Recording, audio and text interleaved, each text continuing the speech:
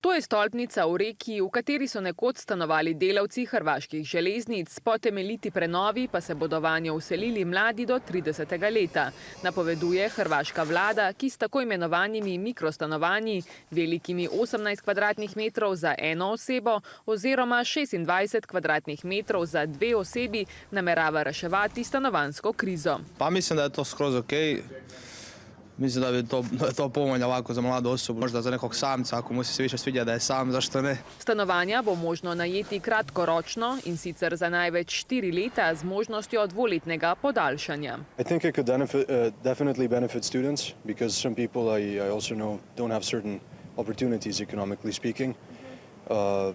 I think it's a good initiative overall, yeah. Kot da se hecajo iz ljudi, no, bi rekla.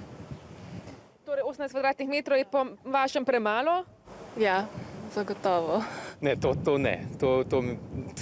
To ni v redu, po mojem. To je premajhno. Iskreno sama nimam občutka, koliko je to veliko stanovanje, ampak se mi vseeno zdi za študente to dobro. Veliko ali malo, to je 18 kvadratnih metrov v praksi.